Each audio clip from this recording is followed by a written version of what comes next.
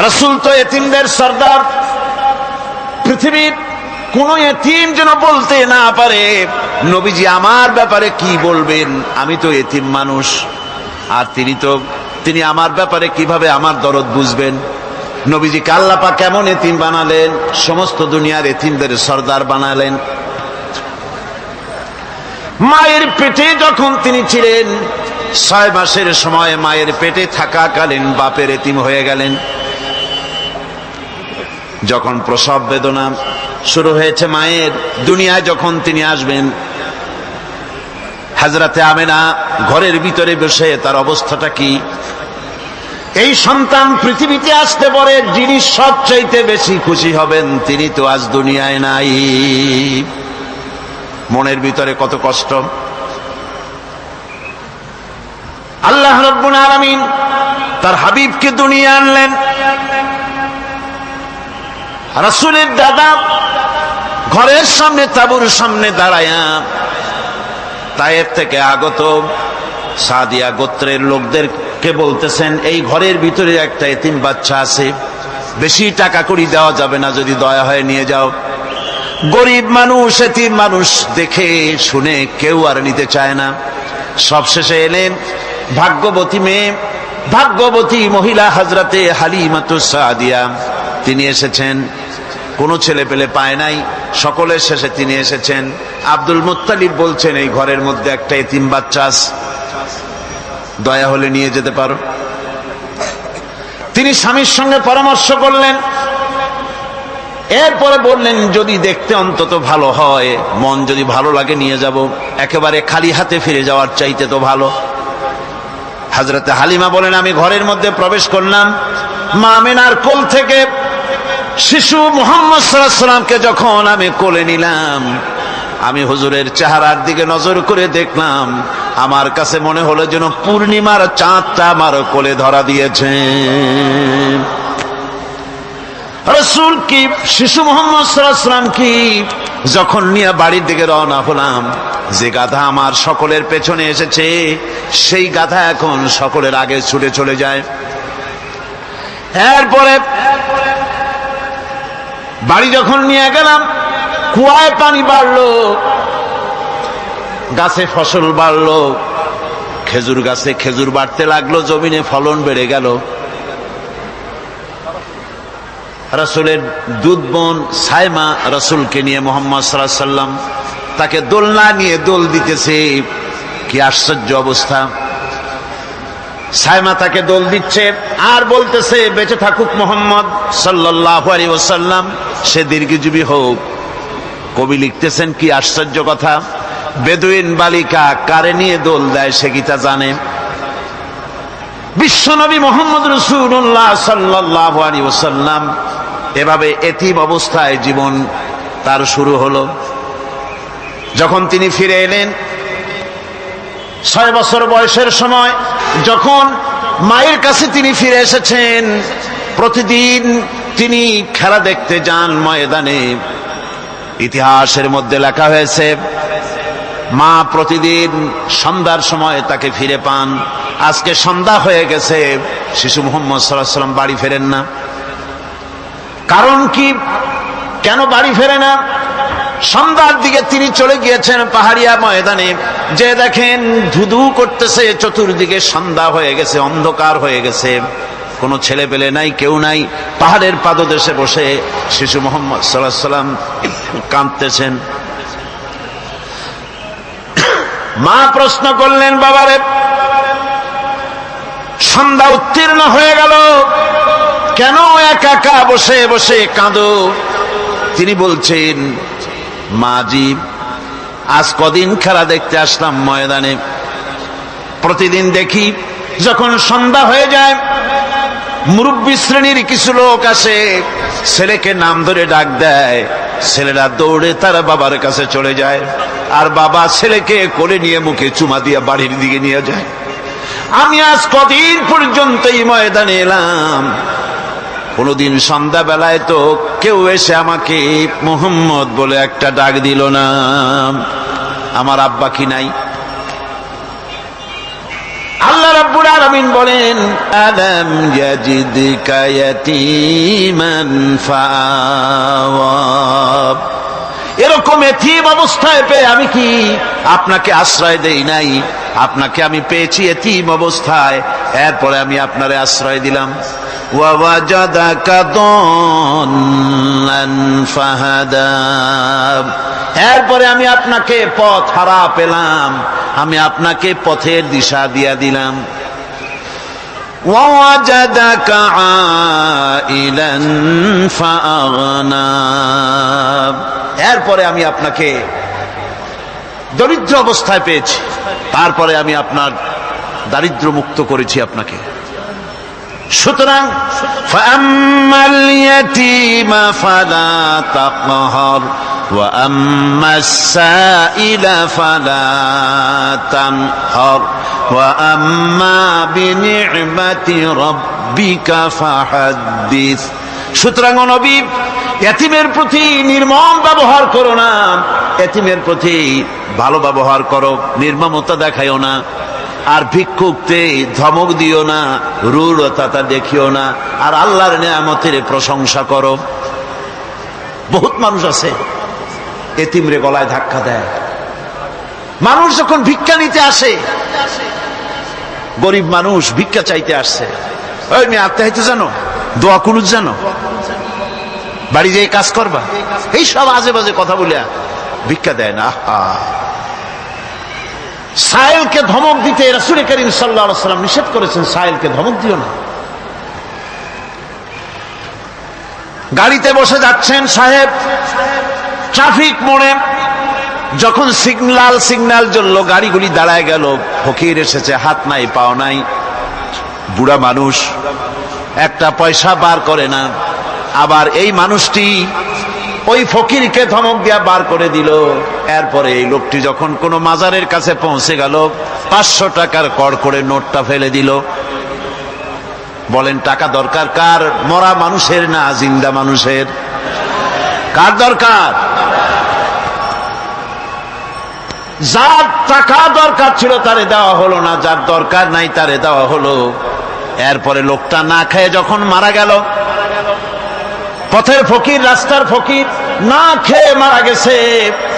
এরপরে তার কাফনের কাপড় নাই, লোকটাকে রাস্তার উপরে শোয়া একটা ছেঁড়া কাপড় দিয়ে ঢেকে রেখেছে। বড় লোকেরা, সাহেবরা তখন গাড়ি দাঁড় করে আর 5টা টাকা 2টা টাকা করে তার লাশের উপরে মারতেছে। এটা মানবতার এর চাইতে লাঞ্ছনা, মানবতার জন্য এর চাইতে গঞ্জনা আর কিছুই হতে পারে না। মানবতার প্রতি লাঞ্ছনা, এর থেকে আর দুর্গতি কি হতে পারে? বেঁচে থাকার সময় 1টা টাকা আপনি দিলেন না, মরে যাওয়ার পর বিদায় হয়েছে বালাই, এখন দেওয়া শুরু করেছে। আমার বন্ধুগণ, এই জন্য এতিমের প্রতি দরদ করার জন্য আল্লাহ পাক কোরআনের ভিতরে পরিষ্কার বলেছেন। রাসূল করিম সাল্লাল্লাহু আলাইহি ওয়াসাল্লাম নিজে এতিম ছিলেন, আর এতিমের প্রতি তার এত দরদ ছিল, একবার তিনি ঈদের দিকে নামাজ পড়ার জন্য যাচ্ছেন। প্রতিমধ্যে দেখেন একটা বাচ্চা ছেলে কাঁদতেছে। এই রাস্তায় কত মানুষ গেল, কেউ দাঁড়ালো না থমকে, বাচ্চার ক্রন্দন কাউকে থামাইতে পারলো না। কিন্তু বিশ্ব নবী, দয়ার নবী রাহমাতুল লিল আলামিন বাচ্চার কান্না দেখে পাও বাড়াতে পারলেন না। নবীজি দাঁড়ায় গেলেন, জিজ্ঞেস করেন, ও বাচ্চা, ঈদের দিনে কাঁদো কেন? ঈদের দিনে তো কাঁদতে নাই। বাচ্চা বলে, তোমার কাছে বলবো না, আমি সেই সকালবেলা থেকে বসে আছি, আমি যদি মক্কার আব্দুল্লাহর পুত্র মুহাম্মদ রাসূলুল্লাহ সাল্লাল্লাহু আলাইহি সাল্লামকে পাই, মনের দুঃখ তার কাছে বলবো। বিশ্ব নবী জমিনের উপরে বসে পড়লেন, বাচ্চারে কোলের উপরে উঠায় বলেন, বাচ্চা বলো কি তোমার দুঃখ? তুমি যার জন্য বসেছো আমি তো সেই এতিম নবী, কি বলতে চাও? বাচ্চা বলতেছেন, ইয়া রাসূলুল্লাহ, আমার বাবা মারা গেছে, সেই ছোট্টবেলায় একেবারেই তখন মায়ের পেট থেকে আমি আসার পর বাপ মরে গেল, আমার মা আর একজনের সঙ্গে বিয়ে বসেছে, সেই পুরুষটি আমারে দেখতে পারে না, আমার মা যদি আমারে কোলে করে এসে সহ্য করতে পারে না, আমারে চুমা খাইলে সহ্য করতে পারে না, আমারে খাবার দিলে মা মার খায়, আজ ঈদের দিনে রাতে আমার মা আমাকে বলল, বাবারে তোমার কপাল খারাপ, তোমার বাবা মারা গেছে, তোমাকে সাহায্য করার কেউ নাই, আমি তোমার যত্ন করতে পারলাম না, কোলে নিয়ে সুমাও দিতে পারি না, আমার এমনই কপাল খারাপ। সুতরাং এতিমের দরদ এতিম ছাড়ার কেউ বুঝবে না। তুমি আজ চলে যাও, ওই রাস্তায়, ঈদের রাস্তায় দাঁড়ায় থাকো, মাঠের রাস্তার পাশে, বিশ্ব নবীর কাছে তোমার দুঃখ বলো, এতিমের দুঃখ তিনি বুঝবেন। আমি মায়ের কথা মতো এই জায়গায় এতক্ষণ বসে আছি, হুজুর আপনি দয়া করে, আমার কথা তো আপনার কাছে বললাম, আমার মনের এই দুঃখ। নবীজি বাচ্চার কথা শুনতেছিলেন, চোখ দিয়া পানি পড়তেছিল।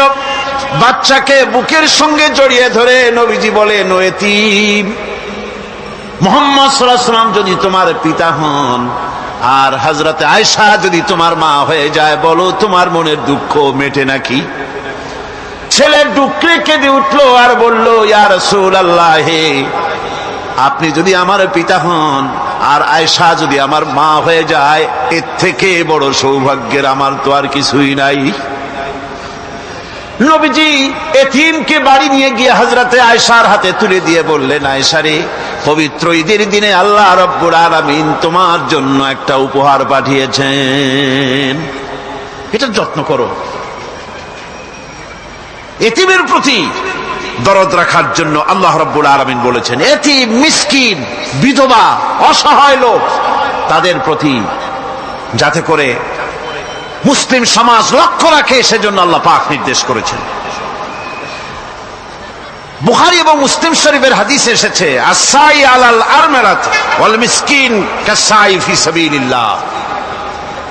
বিধবাদের জন্য, মিসকিনের জন্য কেউ যদি কোনো উদ্যোগ গ্রহণ করে, কেউ কোনো সাহায্য দেয়, জিহাদের ময়দানে জিহাদ করে আল্লাহর রাস্তায় যে সওয়াব পাওয়া যায়, যে মর্যাদা পাওয়া যায় আল্লাহর কাছে, এতিম, মিসকিন, বিধবাকে সাহায্য করলে সেই সওয়াব আল্লাহ রাব্বুল আলামিন আমলনামায় দিয়ে দেন।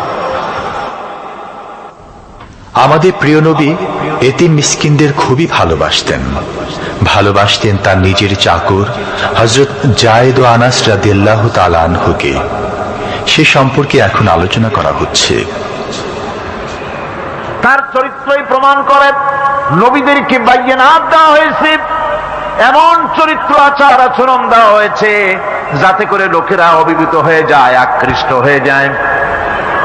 হযরতে যায়েদ, তিনি তো কৃতদাস ছিলেন, হারায় গেলেন বাপ মা থেকে, আর এরপরে কুদরত তারে মুহাম্মদ সাল্লাল্লাহু আলাইহি ওয়াসাল্লামের ঘরে উঠায় দিল। তিনি তখন আল্লাহর নবী, তখন নবুয়তের দায়িত্ব পান নাই। যায়েদের পিতার কাছে খবর হয়ে গেল, যায়েদ আছে রাসূলের বাড়িতে, মুহাম্মদ সাল্লাল্লাহু আলাইহি ওয়াসাল্লামের বাড়ি মক্কায়। তারা এসে হুজুরের সঙ্গে দেখা করে বললেন, মুহাম্মদ সাল্লাল্লাহু আলাইহি ওয়াসাল্লাম, জানতে পেরেছি আপনার কাছেই আমাদের ছেলে যায়েদ আছে, মেহেরবানি করে তাকে আমাদেরকে ফিরায় দেন। হুজুর বলেন, যায়েদ যদি তোমাদেরকে চিনতে পারে আর যদি যেতে চায়, আমার পক্ষ থেকে কোনো আপত্তি নাই, অবশ্যই যাবে। তবে যায়েদ যদি যেতে না চায়, আমি এমন লোক নই যে কেউ আমার কাছে থাকতে চাইলে আমি জোর করে তাকে ছেড়েও দিতে পারি না, আমি তেমন লোক নই। পিতা বললেন, আপনি অবশ্যই যুক্তিপূর্ণ কথা বলেছেন। হযরতে যায়েদ কানা হলো। হুজুর বললেন, তুমি কি চেনো এদের? কি? যায়েদ বললেন, চিনি, ইনি আমার বাবা, উনি আমার চাচা। যায়েদের পিতা বলেন, বাবারে বাড়ি চলো, তোমার মা কেঁদে কেঁদে হয়রান, চলো বাড়ি যাই, বাড়ির যা কিছু আছে সব তোমাকে ফিরিয়ে দেওয়া হবে। হযরতে যায়েদ বলতেছেন, পিতা বাড়িতে যা আছে তাই শুদ্ধ, তামাম দুনিয়াটা যদি আমারে দেওয়া হয়, এই লোকটির কাছে থেকে যে ব্যবহার পেয়েছি, আমি এই লোকের কদম ছেড়ে যেতে পারি না। তার চরিত্রই প্রমাণ করে তিনি নবী, কি ব্যবহারটা পেয়েছেন। হযরত আনাস রাদিয়াল্লাহু তাআলা আনহু ছোট মানুষ, 8 বছর বয়সের সময় হুজুরের খাদেম হয়ে হুজুরের বাড়িতে আসছেন। আচ্ছা, 8 বছর বয়সের কিশোর ভুল তো করতেই পারে, গরম পানি চাইলে ঠান্ডা পানি এনে দেবে, স্যান্ডেল চাইলে জুতো আনবে, বিছানা বিছাইতে বললে উঠাই দেবে, এটা স্বাভাবিক। কিশোর মানুষ, ছোট মানুষ। এবার শুনুন, বাইয়ানাত কারে বলেন? নবীদের বাইয়ানাত আল্লাহ যে দিয়েছেন সেটা কি জিনিস? সেটা হলো উন্নত মানের চরিত্র, তার ব্যবহার ওঠা বসা যা দেখলে মানুষ বুঝতে পারে তিনি আল্লাহর নবী। হযরতে আনাসের মুখে শুনুন, হযরতে আনাস রাদিয়াল্লাহু তাআলা আনহু বলেন, একাধিক ক্রমে টানা 10টি বছর রাসূলের খেদমতের ভিতরে নিয়োজিত ছিলাম। 10টি বছরের ভিতরে একটা দিনের জন্য নবীজি আমাকে ধমক দিয়ে কথা বলেন নাই। এটা ধমক দিলেন না আমারে, এটা করছো কেন, এটা করো নাই কেন? সুবহানাল্লাহি বিহামদিহি। গোটা পৃথিবীর সমস্ত মুমিন মুসলমানদের, পুরুষ আর নারীদের জীবন, কলিজা, রক্ত রাসূলের কদম মুবারক উৎসর্গ হয়ে যায়। মহান রব্বুল আলামিনের কাছে তার হাবিব রাসূলুল্লাহ সাল্লাল্লাহু আলাইহি ওয়াসাল্লামের ছিল বিশেষ মর্যাদা। আসুন আমরা সে সম্পর্কে আলোচনা শুনি। আমার ভাইরা, রাসূল পাক সাল্লাল্লাহু আলাইহি ওয়াসাল্লাম আল্লাহর নবী এমন এক মহান সত্তা ছিলেন যে তিনি দোয়া আল্লাহর দরবারে হাত উঁচু করতে দেরি আছে, কিন্তু দোয়া কবুল হতে দেরি নাই। হিজরত করে মদিনায় এসেছেন, নামাজ পড়তে দিল চায়, কাবা শরীফের দিকে ফিরে যদি নামাজ পড়তে পারতাম দিলটা বড় ভালো লাগতো, কিন্তু হাত উঁচু করে মোনাজাত করতেছেন না, আল্লাহর কাছে বলতেওছেন না যে আল্লাহ তুমি আমার কিবলাটা বাইতুল মুকাদ্দাস থেকে ফিরাইয়া মক্কা শরীফে বাইতুল্লাহর দিকে ফিরাইয়া দাও। মুখেও বলতেছেন না, মনেও না, শুধু আকাশের দিকে বারবার তাকাচ্ছেন, মোনাজাত করেন নাই। মনে মনে আশা পোষণ করতেছেন যদি এমন একটা ওহী নাজিল হয়ে যেত। আল্লাহ রাব্বুল আলামিন সঙ্গে সঙ্গে রাসূল জোহরের নামাজ পড়তেছিলেন, 2 রাকাত পড়া হয়ে গেছে, এমন সময় ওহী নাজিল হয়ে গেল, ক্বাদ নারা তাকাল্লুবা ওয়াজহিকা ফিস সামা। ও নবী, আমি দেখতে পেয়েছি বারবার আপনি আকাশের দিকে তাকাচ্ছেন। সুবহানাল্লাহ, আমি দেখতে পেয়েছি। ফালানুওয়াল্লিয়ান্নাকা কিবলাতান তারদাহা ফাওয়াল্লি ওয়াজহাকা শাতরাল মাসজিদিল হারাম। আর দেরি নাই, আপনার মনের আশা পুরা হয়ে গেছে, এক্ষুনি আপনার কিবলা পরিবর্তন করুন। হুজুর 2 রাকাত পড়েছিলেন বাইতুল মাকদাসের দিকে ফিরে, বাকি 2 রাকাত তিনি মক্কা শরীফের কাবা শরীফের দিকে ফিরলেন। আজও পর্যন্ত সেই মসজিদ আছে, সাক্ষ্য দিচ্ছে নবীর কথা কিভাবে মঞ্জুর হয়। মসজিদে কিবলাতাইন মদিনা মুনাওয়ারায় সে মসজিদ আজও আছে। ভাইরা আমার, রাসূল পাক সাল্লাল্লাহু আলাইহি ওয়াসাল্লাম এত বড় মর্যাদা সম্পন্ন ব্যক্তিত্ব, মহান ব্যক্তিত্বের উম্মতের মধ্যে আল্লাহ আমাদের শামিল করেছেন। শুকরিয়া স্বরূপ আমরা পড়ি আলহামদুলিল্লাহ। জোরে সরে পড়েন আলহামদুলিল্লাহ। আমার ভাইয়েরা, মর্যাদা এত বেশি আল্লাহ রাসূলকে আল্লাহ রাব্বুল আলামিন দান করেছেন। এই পৃথিবীতে কোন মানুষের সঙ্গে যদি আপনি বেয়াদবি করেন, তিনি আপনার বাপ হোক, তিনি আপনার মা হন, অথবা আপনার উস্তাদ হন, অথবা আপনার পীর হন, যে কেউ হোক না কেন, কারো সঙ্গে যদি কোনো বেয়াদবি হয়ে যায় তো শুধু একটা বেয়াদবি ছাড়া আর কিছুই না। কিন্তু নবীজির সঙ্গে যদি কেউ বেয়াদবি করে, সেটা শুধু বেয়াদবি থাকে না, কুফরি হয়ে যায়। কি হয়ে যায়? কুফরি হয়ে যায়। রাসূলুল্লাহকে কেউ তাওহীন করলে, অসম্মান করলে, সমালোচনা করলে কাফের হয়ে যায়। যারা বলেন কি হয়ে যায়? কত বড় মর্যাদা!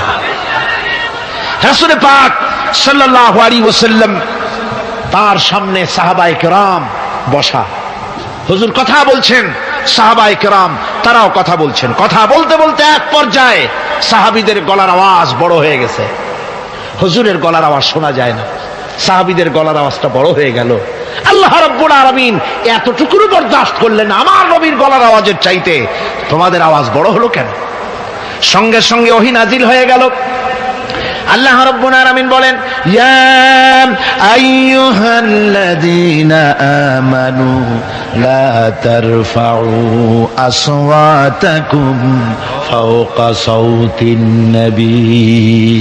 ও বিশ্বাসীরা, খবরদার, তোমরা যারা ঈমান এনেছো শোনো, তোমাদের গলার আওয়াজ যেন আমার নবীর গলার আওয়াজের চাইতে বড় না হয়ে যায়। যদি তা হয়, আনতাহবাতা আমালুকুম, জীবনের সমস্ত ভালো কাজগুলি আমি আল্লাহ বরবাদ করে দেব। আজ পর্যন্ত এই আয়াতে কারিমা রাসূল পাক সাল্লাল্লাহু আলাইহি ওয়াসাল্লামের রওজায়ে আতহারের সামনে সবুজ সাইনবোর্ডের উপরে সোনার অক্ষর দিয়ে এই আয়াতে কারিমা লেখা রয়েছে। সুবহানাল্লাহ।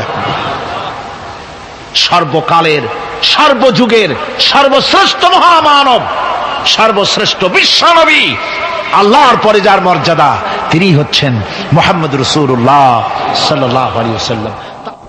রাসূলুল্লাহ সাল্লাল্লাহু আলাইহি ওয়াসাল্লামের প্রতি মহান আল্লাহর ভালোবাসার অন্যতম নিদর্শন হচ্ছে মেরাজ।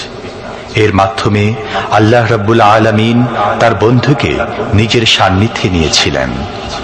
এখন আমরা শুনব সেই মেরাজের কাহিনী। দুলির ধরা থেকে রাসূলকে আরশে আজিমে নিয়ে যাওয়া হবে। বোরাক এলো। বোরাক হচ্ছে বারকুন থেকে উৎপত্তি। এর অর্থ হচ্ছে বিজলি, বৈদ্যুতিক গতি সম্পন্ন, ঘোড়ার চাইতে ছোট, খচ্চরের চাইতে বড়, এই জাতীয় একটা প্রাণীর মতো।